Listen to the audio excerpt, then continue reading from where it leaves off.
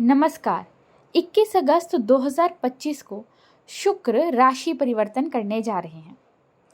इस दिन शुक्र कर्क राशि में प्रवेश करेंगे और 14 सितंबर तक कर्क राशि में ही रहेंगे। उसके बाद सिंह राशि में प्रवेश कर जाएंगे।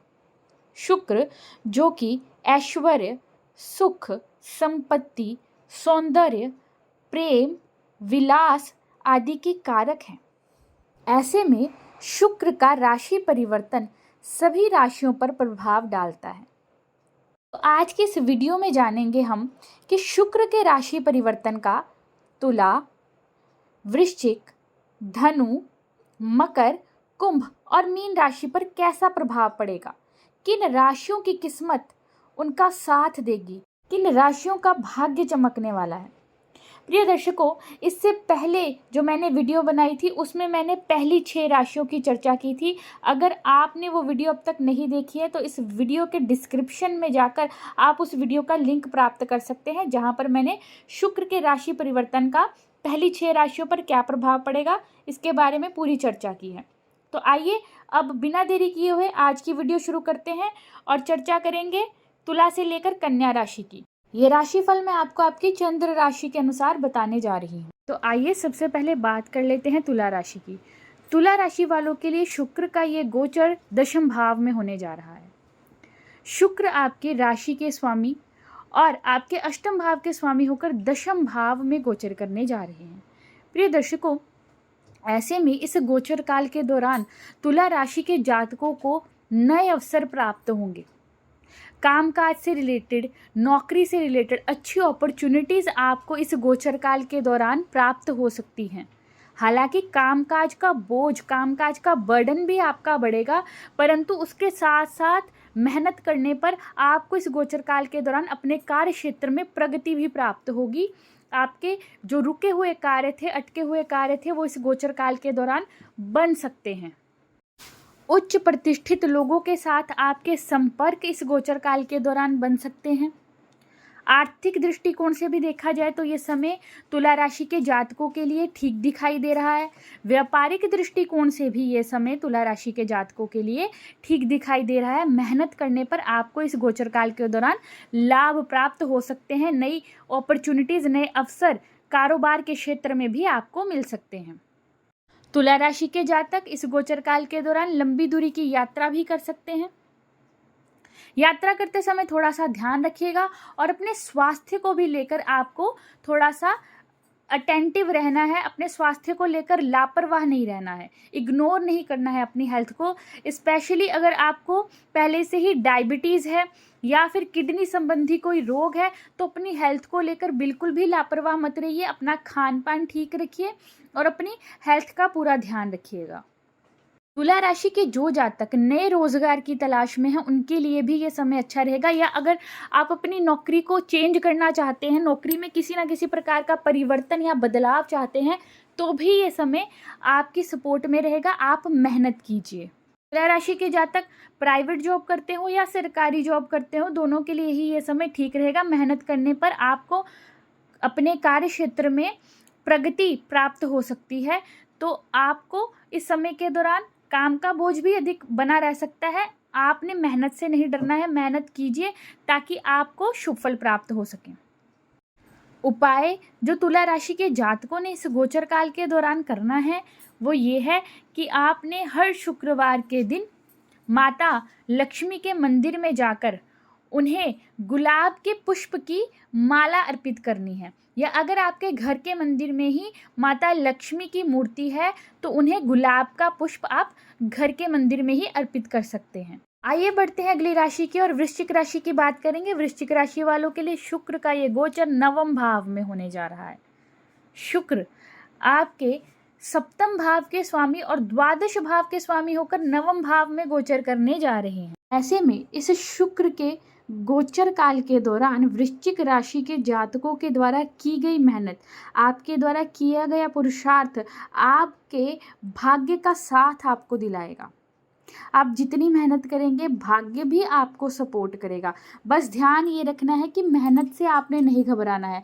अगर आप मेहनत नहीं करेंगे तो भाग्य अपने आप तो आपको फल नहीं देने वाला है। इसलिए आपको इस गोचर काल के दौरान मेहनत करनी पड़ेगी। जितनी आप मेहनत करेंगे भाग्य भी आपको उतना ही सपोर्ट करेगा।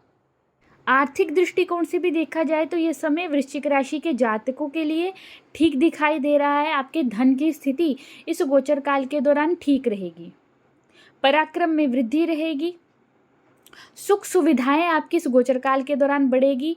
ध्यान रखना है, सुख सुविधाओं में धन खर्च आपका इस गोचर काल के दौरान अधिक हो सकता है। लंबी दूरी की यात्राएं आप कर सकते हैं अपने घर परिवार के साथ।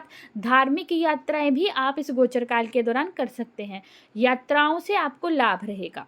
अपने कारोबार से रिलेटेड भी यात्राएं आप इस गोचर काल के दौरान कर सकते हैं, जो कि आपके लिए लाभप्रद रहेंगी। कारोबार की दृष्टि से भी ये गोचर काल वृश्चिक राशि के जातकों के लिए बेहतर दिखाई दे रहा है। अगर आप कॉस्मेटिक्स, परफ्यूम्स आदि से रिलेटेड बिजनेस करते हैं तो उसमें भी आपको अधिक प्रोग्रेस दिखाई दे सकती है। वृश्चिक राशि के जातकों का वैवाहिक जीवन भी इस गोचर काल के दौरान ठीक दिखाई दे रहा है और प्रेम जीवन भी आपका इस गोचर काल के दौरान ठीक रहेगा। नौकरी पेशा जातकों को भी इस गोचर काल के दौरान प्रगति प्राप्त हो सकती है। आप मेहनत कीजिए खूब। वृश्चिक राशि के जातकों को इस गोचर काल के दौरान बड़े बुजुर्गों का आशीर्वाद प्राप्त हो सकता है। पिता का आशीर्वाद प्राप्त होगा। पिता से सपोर्ट आपको इस गोचर काल के दौरान प्राप्त हो सकता है। अपने पिता के साथ अपने संबंधों को अच्छा रखिए। वृश्चिक राशि के जातकों का विदेश से जुड़ा हुआ कार्य भी इस गोचर काल के दौरान बन सकता है। अगर आपके विदेश से जुड़े हुए कार्य रुके हुए थे, अटके हुए थे, तो इस समय उन पर कार्य करने पर, उन पर वर्क करने पर आपको शुभ फल प्राप्त हो सकते हैं। विदेश यात्रा भी आप अपने परिवार के साथ इस गोचर काल के दौरान कर सकते हैं, या आप स्वयं भी इस गोचर काल के दौरान विदेश यात्रा कर सकते हैं। विदेश यात्रा के योग आपके बन रहे हैं। वृश्चिक राशि के जातकों को एक बात का ध्यान रखने की आवश्यकता होगी कि अपने वर्क प्लेस पर आपने जो आपके कलीग्स हैं उनके साथ अपने रिश्तों को अच्छा बनाने का प्रयास करना है। कोशिश कीजिए कि आपके जो रिश्ते हैं अपने कलीग्स के साथ वो मीठे रहें, ठीक रहें। उपाय जो वृश्चिक राशि के जातकों ने इस गोचर काल के दौरान करना है वो ये है कि आपने इस गोचर काल के दौरान हर शुक्रवार के दिन माता के मंदिर में जाकर, आप किसी भी देवी के मंदिर में जाकर ये उपाय कर सकते हैं। माता के मंदिर में जाकर, देवी माँ के मंदिर में जाकर आपने माता की मूर्ति के समक्ष घी का दीपक प्रज्वलित करना है और माता को सिंदूर अर्पित करना है। आइए बात कर लेते हैं धनु राशि की। धनु राशि वालों के लिए शुक्र का ये गोचर अष्टम भाव में होने जा रहा है। शुक्र आपके छठे भाव के स्वामी और एकादश भाव के स्वामी होकर अष्टम भाव में गोचर करने जा रहे हैं। धनु राशि के जिन जातकों को ज्योतिष, तंत्र, मंत्र, साधना, ओकल्ट साइंस, गूढ़ विज्ञान आदि में दिलचस्पी है, उन लोगों के लिए यह समय बेहतर रहेगा। आपके ज्ञान में और वृद्धि होगी। इन विषयों में आपकी रुचि और बढ़ेगी। जो लोग रिसर्च आदि फील्ड से जुड़कर कार्य करते हैं उन लोगों के लिए भी ये समय बेहतर रहने वाला है। आपको प्रगति प्राप्त होगी। ध्यान इस बात का रखना है कि धनु राशि के जातकों ने बिना सोचे समझे आपने कोई भी निर्णय नहीं लेना है। जल्दबाजी नहीं करनी है। खासकर फाइनेंशियल इन्वेस्टमेंट करते समय, अपने धन को निवेश करते समय आपने बिल्कुल भी लापरवाही में ये डिसीज़न नहीं लेना है। पैसों को इन्वेस्ट करने का जो आपका निर्णय है वो बेहद सोच समझ कर कीजिए, क्योंकि इस गोचर काल के दौरान आपको हो सकता है कि धन हानि भी हो जाए, तो इस बात का आपको ध्यान रखना होगा। और हो सकता है कि आपको धन लाभ भी हो जाए। ज़रूरी नहीं है कि धन की हानि ही होगी। इसलिए मैंने आपको ये सलाह दी है कि बिना सोचे समझे, बिना अच्छे से निर्णय लिए हुए, या आप किसी की सलाह भी ले सकते हैं, तो आपने बिना सोचे समझे, बिना सही से डिसाइड किए हुए कोई भी निवेश नहीं करना है। बिना सोचे समझे निवेश करेंगे तो वो आपको हानि करवा सकता है। बात अगर करें आपके कारोबार की, तो कारोबार की दृष्टि से ये समय आपके लिए ठीक दिखाई दे रहा है। नौकरी पेशा जातकों के लिए भी ये समय ठीक रहेगा। हालांकि कार्य क्षेत्र में आपको कई बार ऐसा लग सकता है कि काम का बोझ अधिक है या आपको अधिक मेहनत करनी पड़ रही है, परंतु आपकी मेहनत का फल आपको शुभ प्राप्त होगा, इसलिए मेहनत करने से आपने घबराना नहीं है। प्रिय दर्शकों, स्वास्थ्य का थोड़ा सा ख्याल आपको इस गोचर काल के दौरान रखना पड़ेगा। स्वास्थ्य को लेकर बिल्कुल भी लापरवाही आपने नहीं करनी है। प्रेम जीवन के लिए ये गोचर काल आपका ठीक रहेगा। अब ध्यान इस बात का रखना है, जो अविवाहित हैं उनको प्रेम के नए प्रस्ताव इस गोचर काल के दौरान प्राप्त हो सकते हैं, परंतु जो लोग ऑलरेडी मैरिड हैं, जो लोग पहले से ही विवाहित हैं, उन्हें अपने चरित्र पर थोड़ा सा ध्यान रखने की आवश्यकता रहेगी। अपने आचरण को सही रखिए, अनैतिक संबंधों से दूर रहिएगा। इस बात का थोड़ा सा आपको ध्यान रखना पड़ेगा। प्रिय दर्शकों, इस गोचर काल के दौरान अपने बड़े भाई बहनों के साथ भी आप अपने रिश्तों में इम्प्रूवमेंट लेकर आएँ, उनके साथ अपने रिश्तों को मीठा बनाएं, उनके साथ अपने रिश्ते अच्छे रखें, जो कि आपके लिए लाभकारी रहेंगे। बड़े भाई बहनों का सपोर्ट आपको इस गोचर काल के दौरान प्राप्त हो सकता है।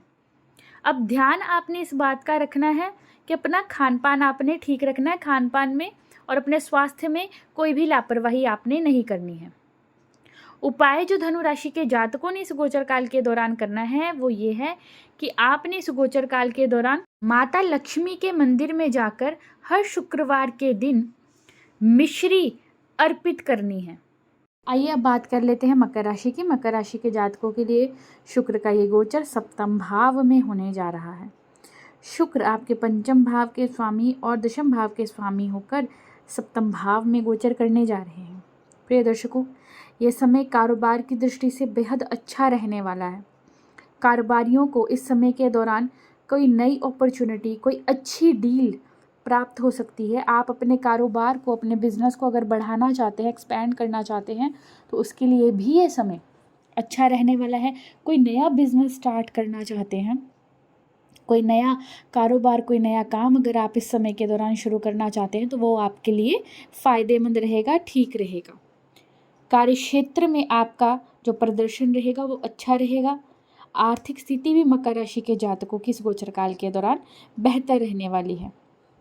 जो लोग नौकरी करते हैं उनके लिए भी ये समय अच्छा रहेगा। नौकरी में उन्नति आपको इस गोचर काल के दौरान मेहनत करने पर प्राप्त हो सकती है। प्रिय दर्शकों, बात अगर करें वैवाहिक जीवन की, तो वैवाहिक जीवन के लिए भी ये समय अच्छा दिखाई दे रहा है। जीवन साथी के साथ आपके रिश्तों में मधुरता इस गोचर काल के दौरान रहेगी। बात अगर करें प्रेम जीवन की, तो प्रेम जीवन के लिए भी ये समय अच्छा रहेगा। आपका प्रेम जीवन इस समय के दौरान ठीक दिखाई दे रहा है। अगर अपने प्रेम जीवन को आप वैवाहिक जीवन में तब्दील करना चाहते हैं तो उसके लिए भी ये समय अच्छा रहेगा। अपने प्रेम जीवन के बारे में, आप अपने लव पार्टनर के बारे में अगर अपने घर बताना चाहते हैं तो उसके लिए भी ये समय ठीक रहेगा। ध्यान ये रखना है कि आपने स्त्री वर्ग का सम्मान करना है और स्त्री वर्ग से किसी भी प्रकार के वाद विवाद में आपने नहीं पड़ना है। इस बात का विशेष ख्याल रखिएगा। प्रिय दर्शकों, यदि आप आर्ट से जुड़ा हुआ, कला से जुड़ा हुआ कोई व्यापार करते हैं, कोई काम शुरू करना चाहते हैं तो वो काम आपके लिए बेहतर रहेगा। यदि आप परफ्यूम, गिफ्ट्स, कॉस्मेटिक्स, ज्वेलरी आदि से जुड़ा हुआ कार्य करते हैं तो भी ये कार्य आपके लिए इस गोचर काल के दौरान फायदेमंद रहने वाला है। अगर आप साझेदारी में बिजनेस करते हैं या साझेदारी में नया बिजनेस शुरू करना चाहते हैं तो उसके लिए भी ये समय अच्छा रहेगा।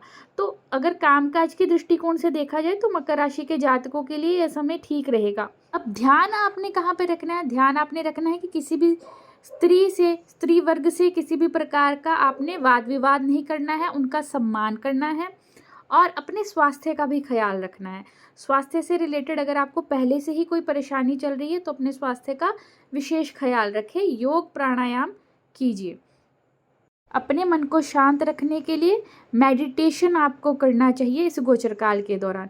प्रिय दर्शकों, संतान से जुड़े हुए भी शुभ समाचार आपको इस गोचर काल के दौरान प्राप्त हो सकते हैं। अगर संतान से जुड़ी कोई परेशानी आपको काफ़ी समय से चल रही थी तो उसमें भी थोड़ी सी राहत आपको इस गोचर काल के दौरान प्राप्त हो सकती है। संतान के लिए भी ये समय अच्छा रहेगा, उन्हें भी अपने जीवन में प्रगति इस गोचर काल के दौरान प्राप्त हो सकती है। उपाय जो मकर राशि के जातकों ने इस गोचर काल के दौरान करना है वो ये है कि आपने, अगर आपके घर के मंदिर में माता लक्ष्मी की मूर्ति है तो वहाँ पर आप गुलाब का पुष्प माता को शुक्रवार के दिन इस गोचर काल के दौरान अर्पित कीजिए। अगर आपके घर में मूर्ति नहीं है तो आप माता के मंदिर में जाकर माता को गुलाब के पुष्प अर्पित कीजिए। बात कर लेते हैं कुंभ राशि की। कुंभ राशि वालों के लिए शुक्र का ये गोचर छठे भाव में होने जा रहा है। शुक्र आपके चतुर्थ भाव के स्वामी और नवम भाव के स्वामी होकर छठे भाव में गोचर करने जा रहे हैं। प्रिय दर्शकों, ऐसे में इस गोचर काल के दौरान आपको नई अपॉर्चुनिटीज प्राप्त हो सकती हैं। जो लोग नए रोजगार की तलाश में हैं उनके लिए नए अवसर, उनके लिए पॉजिटिविटी इस गोचर काल के दौरान रहेगी।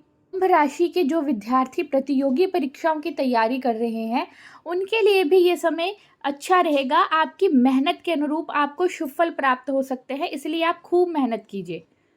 कुंभ राशि के जातकों के लिए इस समय के दौरान कंपटीशन तो बढ़ेगा, चाहे आप व्यापार करते हो या नौकरी करते हो। नौकरी में भी आप कंपटीशन फील कर सकते हैं, व्यापार में भी आप कंपटीशन फील कर सकते हैं, परंतु अपनी मेहनत से आप इस गोचर काल के दौरान कंपटीशन को अच्छे ढंग से पार कर पाएंगे और अपने कारोबार में, अपनी नौकरी में आप आगे बढ़ पाएंगे। कुंभ राशि के जातकों का इस गोचर काल के दौरान धन खर्च अधिक हो सकता है। मनोरंजन के साधनों में, अपने भौतिक सुख सुविधाओं में वृद्धि के लिए आप इस गोचर काल के दौरान धन खर्च अधिक कर सकते हैं, तो इस बात का ख्याल रखिएगा।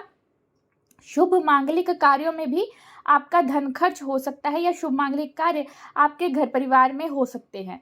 प्रिय दर्शकों, ध्यान ये रखना है कि अगर आप लव रिलेशनशिप में हैं तो उसमें थोड़ा सा उतार चढ़ाव आपको इस गोचर काल के दौरान देखने को मिल सकता है। अपने लव रिलेशनशिप को वैवाहिक जीवन में तब्दील करने के लिए आपको थोड़ा सा इंतजार करना चाहिए, अच्छे से जांच परख करनी चाहिए, जल्दबाजी नहीं करनी चाहिए प्रेम जीवन को वैवाहिक जीवन में तब्दील करने के लिए। स्वास्थ्य का थोड़ा सा ख्याल रखिएगा। अगर आपको ऑलरेडी मधुमेह का रोग है, डायबिटीज़ है या किडनी आदि से संबंधी रोग है तो अपनी हेल्थ का विशेष ख्याल रखिए, खान पान अपना ठीक रखिएगा। राशि के जातकों को इस गोचर काल के दौरान लीगल कॉम्प्लिकेशंस में भी राहत मिल सकती है, आप उस पर कार्य कीजिए। इस गोचर काल के दौरान आपको जो लीगल कॉम्प्लिकेशंस है उनमें राहत प्राप्त हो सकती है। धन को निवेश करते समय थोड़ी सी सावधानी बरतनी है, सोच समझकर ही डिसीजन लेना है, बिना सोचे समझे धन कहीं पर निवेश नहीं करना है, इस बात का भी आपने ख्याल रखना है। उपाय जो कुंभ राशि के जातक इस गोचर काल के दौरान करेंगे वो ये है कि आपने इस गोचर काल के दौरान हर शुक्रवार के दिन माता लक्ष्मी के मंदिर में जाकर उन्हें मिश्री अर्पित करनी है और सफ़ेद पुष्प अर्पित करने हैं। आइए अब बात कर लेते हैं मीन राशि की। मीन राशि वालों के लिए शुक्र का ये गोचर पंचम भाव में होने जा रहा है। शुक्र आपके अष्टम भाव के और तृतीय भाव के स्वामी होकर पंचम भाव में गोचर करने जा रहे हैं। ऐसे में इस गोचर काल के दौरान मीन राशि के जातकों की स्किल्स में इम्प्रूवमेंट होगी। आपके जो स्किल हैं उनमें आपको वृद्धि देखने को मिलेगी। प्रेम जीवन की बात करें तो मीन राशि के जातकों का प्रेम जीवन इस गोचर काल के दौरान अच्छा रहने वाला है। अपने लव पार्टनर के साथ आपका भरोसा बढ़ेगा, आप दोनों में अच्छी अंडरस्टैंडिंग रहेगी इस गोचर काल के दौरान। संतान की ओर से भी शुभ समाचार मीन राशि के जातकों को इस गोचर काल के दौरान प्राप्त हो सकते हैं। संतान संबंधी कोई चिंता चल रही थी, परेशानी चल रही थी तो उसमें थोड़ी सी राहत आपको इस गोचर काल के दौरान प्राप्त हो सकती है।